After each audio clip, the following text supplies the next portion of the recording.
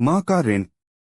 किसी नगर में एक विधवा रहती थी। उसका 12 वर्ष का एक लड़का था, बड़ा ही होनहार और कुशाग्र बुद्धि। माँ चाहती थी मेरा बेटा पढ़ लिख कर खूब नाम कमाए, इसलिए उसे एक अच्छी पाठशाला में पढ़ने के लिए भेज दिया। घर में ज्यादा धन संपत्ति नहीं थी, फिर भी लड़के के पिता इतना पैसा छोड़ गए थे कि जिससे माँ बेटे का गुजारा मजे से चल रहा था। बेटे को पढ़ाने के लिए माँ अपने ऊपर कम से कम खर्च करती थी। वह हर तरह से बेटे को सुख सुविधा पहुंचाने में लगी रहती थी। समय अपनी गति से चलता रहा। विधवा का बेटा 16 साल का हो गया। वह पाठशाला के अच्छे छात्रों में था। माँ अपने बेटे की प्रशंसा सुनती तो आंखों में खुशी के आंसू छलछला आते। आचार्य को भी शिष्य पर गर्व था। उन्हें लग रहा था उनकी विद्या से एक तेजस्वी प्रतिभा का निर्माण हो रहा है। एक दिन की बात है, दोपहर का समय था। माँ घर के कामकाज में लगी हुई थी, तभी किसी ने द्वार खटखटाया। माँ ने उठकर दरवाजा खोला, देखा बेटा सामने खड़ा था। बेटे को देख माँ अंदर से कांप सी गई। यह समय तो उसके पढ़ने का था। वह शाम को ही पाठशाला से लौट कर आता था। आज असमय क्यों लौट आया पता नहीं। क्या हुआ बेटा? अनमना सा घर के अंदर आ गया। माँ ने प्रश्नों की झड़ी सी लगा दी। उदास क्यों हो? आज इतनी जल्दी पाठशाला से क्यों लौट आए? क्या गुरुजी कहीं बाहर गए हैं या और कोई बात है? कुछ क्षण बेटा चुप रहा, फिर बोला माँ आज मैं धर्मशास्त्र पढ़ रहा था। उसमें लिखा था अपने माता पिता और ईश्वर की पूजा करो, उनसे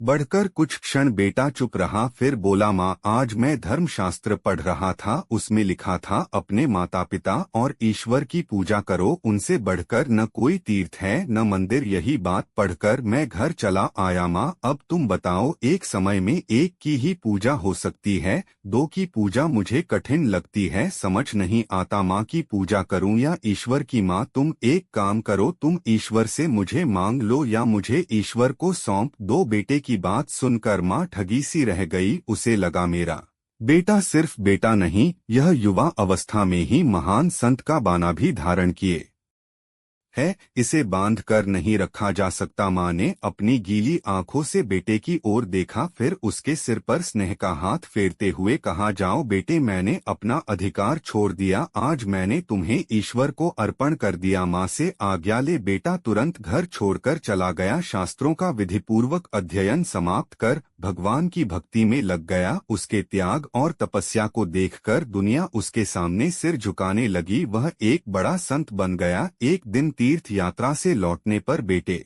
को स्वप्न आया। भगवान कह रहे थे माँ ने अपना काम पूरा किया, अब तू भी अपना काम पूरा कर, मैं तुझे मिल गया। अब माँ को भी तो पा, बिना उसकी सेवा किए तेरे जीवन का सारा त्याग और तपस्या अधूरी है। संत की आंखें खुल गईं। उसी दिन अपनी माँ से मिलने चल पड़े। घर के दरवाजे से झांक कर देखा, बूढ़ी माँ भगवान की मूर्ति के आगे बैठी थी, हाथ जोड़कर कह रही थी भगवान मेरे संत बेटे की रक्षा करना। वह दिन रात तीर्थों की पैदल यात्रा करता है, जंगल जंगल घूमता है, आप हमेशा उसके साथ रहना। माँ की प्रार्थना सुन संत बेटे ने दरवाजा खटखटाया।